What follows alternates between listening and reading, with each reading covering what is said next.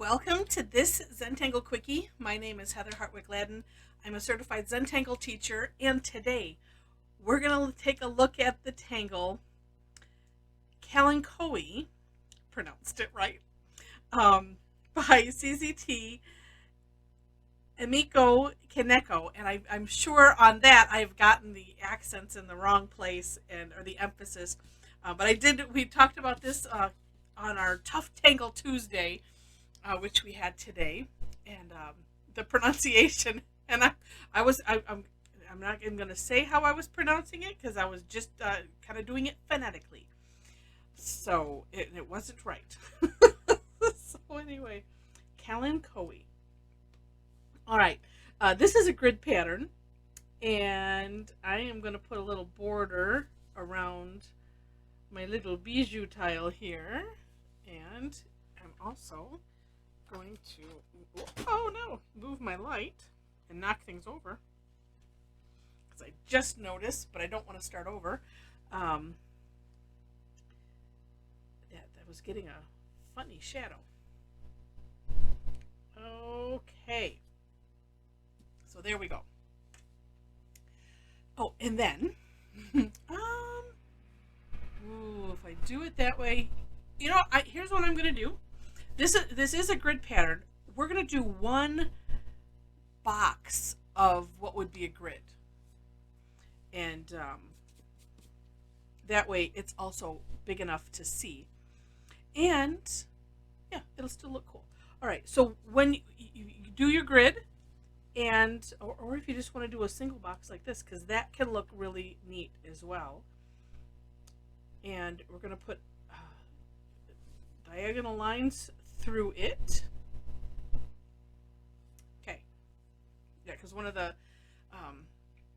ladies on our the earlier call, did just amazing with just doing a singular one like this, and it was really, really neat looking. But it also looks neat in a bigger grid. So cool. All right, the next step after this is in each of the triangles, and I think let's see. Well, we'll see. We're gonna put a couple dots, and I want to say it's like kind of sort of about halfway like this. It's one of those things where you can get a lot of other neat looks from this tangle depending on, of course, placement, but then also with how we decorate it. We had a lot of fun today. Oh, that was a little too close to the edge, but that's okay. It'll blend into something. The nice thing about doing something like this is then you can kind of see before you do the next step. All right. Actually, I'm not going to start on that one. I'll start on this one. We're going to do curved lines and aiming the curve towards the center. And they don't have to be a real big arch. But if you want to play with that, I know we had it was another one of the participants that had done that, and it was really amazing how it turned out. So just lots of fun with even something as simple as playing with this curve. And then with the next step. So in the description section, you'll find my step out. You'll also find a link to Emiko's the Tangle Patterns site where this is housed at, or at least the one place that I know where it's housed at. And then you can see her step out as well as samples and just different variations, and it gives you really great ideas for what else you can do with it.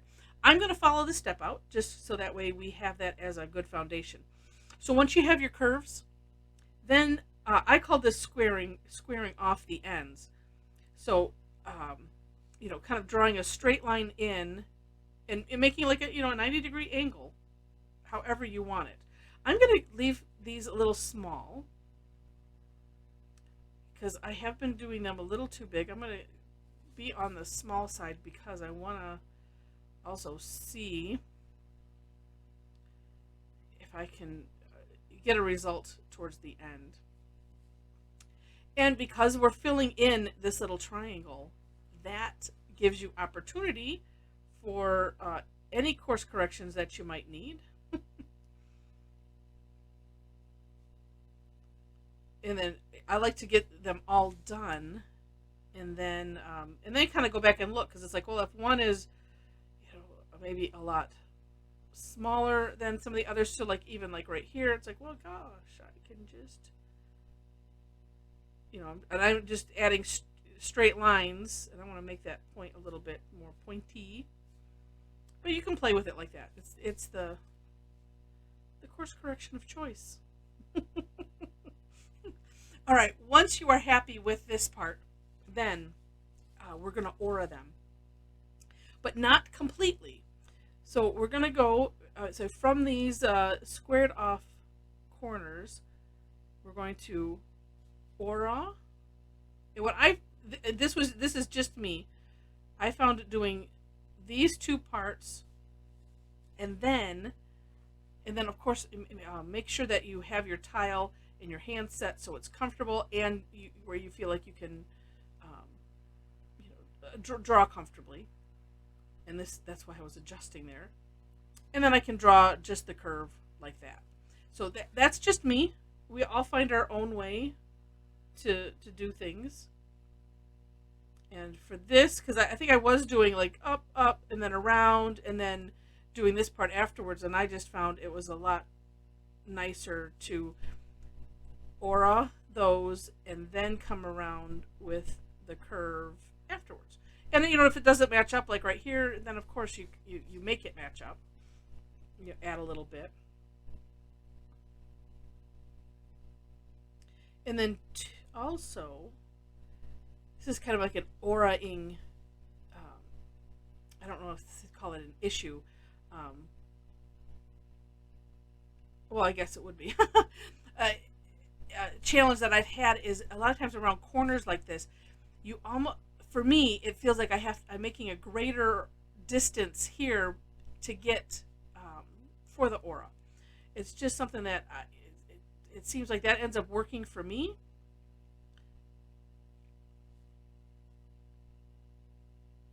Because they're just extending what seems like a bit further than normal, and then everything then seems to just land a lot better than the way I used to do it, which I don't even, it's like, don't remember, and we'll just leave that in the past. Because, it was we don't want to be frustrated when we're doing this. The objective is to do cool patterns, but most importantly, to have a nice experience and feel satisfied afterwards. Even if you're, if the lines aren't perfect and whatnot, that's all okay. But doing the best we can, that's really what we want to have happen. Okay, then the next step was to, we're going to just do some rounding in the corner, or the corners in the center, which are corners. And we will fill this in. And while I fill this in, and do I have it handy? No. Okay. While I fill this in, I do want to let you know, it's almost like almost every step of the way you could do a variation on it. So even, this part, which we were calling either handles, or it looks like an old phone handset. Emiko had it where it was curved and not aura'd. So lots of ways to play with this. And so do take a look at that description section and click on the link to Tangle Patterns, just so that way you can see. All right, after we get that center done, and I was thinking about it here because as I was doing my step outs, I was, for the most part, emulating what Emiko did, except for this, because I had done this on all of them, and you can make a little grid, and I'll show that on my one sample, but you don't fill it in if you want to, have a certain result. So that is one thing that you have to kind of think ahead. What do you want it to look like before we start filling things in? Although, you could go back and put with the white jelly roll and, put a pattern in there if you wanted to. All right, so after this, then we're going to go back to these, we'll call them handles. And I'm just drawing a straight line from here out to the edge. you know, in the middle or as close to it as possible. And then she has it just kind of doing a little thickness there, so a little like mini rounding.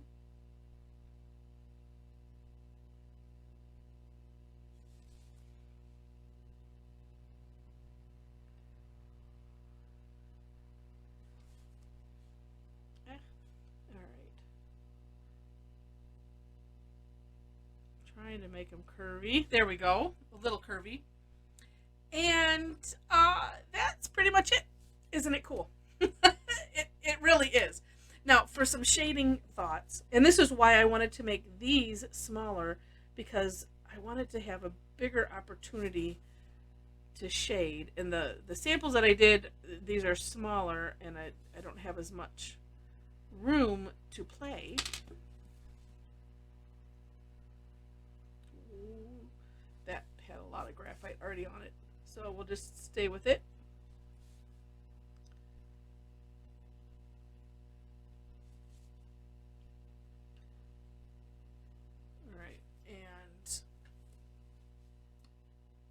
No, see, that still looks all right. You know, and I can even just bring that up a little bit.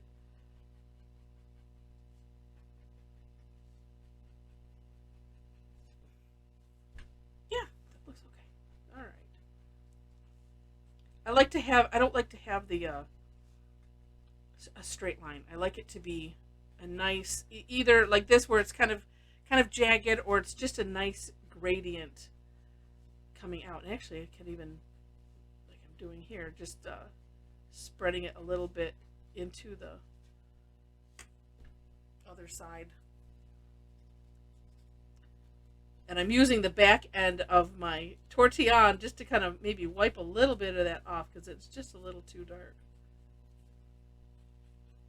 Because I do like to stick to the no erasers. I mean, if you're doing Zentangle inspired art, it's a little bit different. I just wanted to absorb some with the end of my tortillon. And it's also a good idea, you know, even if you're doing heavy graphite, you can wipe it off, or kind of, you know, have a couple going, so you could, you know, just reserve it. I should have known by how dark it was. But it's okay. And look at how neat that is. What I love about this is that this looks like a little pocket. And I just think that that's just really, really cool. And by having it, and you can have it darkest at this edge here. So as you see now, I'm going back. I just can't make myself happy. I didn't want all of the dark up this way, but right at that edge, right where it's going in. Oh, that helped. Oh, goodness, yeah. Wow, wow, wow. So cool. Yeah, so that's fun to play with. And it's just a really neat, it's essentially an optical illusion. So it looks like, you know, this is a piece of paper folded back in upon itself, you know, or something. And just neat. Really neat. Okay, so here, this one is not finished. From earlier, we were doing, well, it's not finished in the sense that I was playing with the border Oasis by Thomas Padros, and haven't quite finished it yet. But this I did obviously on a black tile with soapstone and white charcoal pencil, and also, because it got a little bit too bright, used the black charcoal or black chalk pencil to, you know, kind of control it a little bit, versus the graphite. The graphite can make it shiny, and because I tested that on the back here, and so you can see where the graphite is shining, and this is the black charcoal pencil or chalk pencil. So, you know, I essentially did it the same way, except the modification I did was I rounded all of the, you know, all of these intersections, all of the corners, because I just thought it would look kind of neat.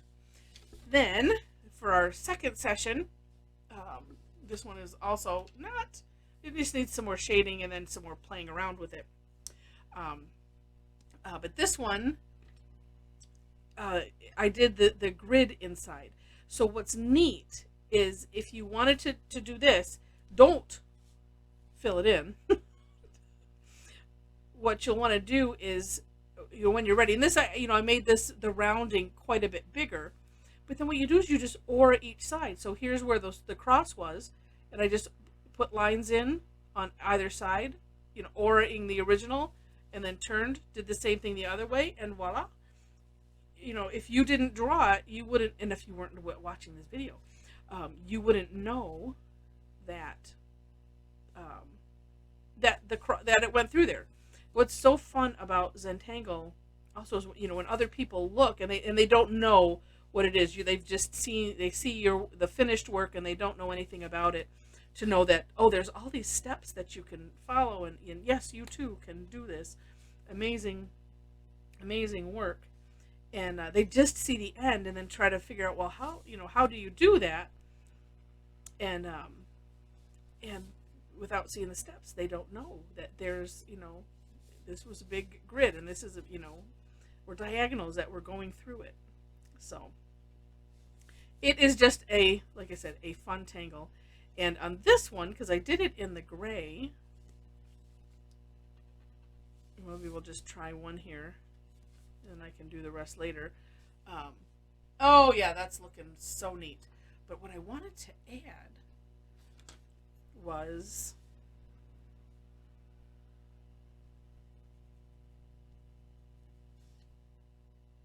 just a little bit of the white charcoal pencil, and oh, here we go. I always try to save a tortillon just for the white. Spread it out a little bit. Oh, and see how neat that is? Okay, so a couple of them look good. These, yeah, maybe a little bit heavier. And that's what's kind of nice about the white, is you can almost blend it, away. You have to be a little bit careful. But look at how that the highlight emphasizes it even more. Here, this is a white tile, so that's not going to work. So you can just go darker here, and and it's still all good. But it's so fun to do this on a gray tile or a toned tile, so you can have fun with the highlight as well as the low light of the graphite. So hope you enjoyed this. Lots of ways to customize it, as you can see. Widening here. Do take a look again at the for more inspiration link to get even more ideas. And then also, if you are on my site, which there's a link below all of the step out links, and you want to see the results of what we did during these sessions today, feel free to subscribe to my blog. If it's on the right hand side, it says follow me. And when I post the recap, then you'll be able to see it. You can also, I think I have something called the blog page, and that's where you'll see, a lot of the other ones that we have done. Because I try to take screenshots, and then I gather pictures that either people send me, or that they post on our Facebook group, or even on the Instagram. As long as I'm aware of it, and I try to capture them all and put them there so you can see. Because a screenshot's a screenshot, and it's sometimes hard to see. But it's neat. It's neat to see them all together like that.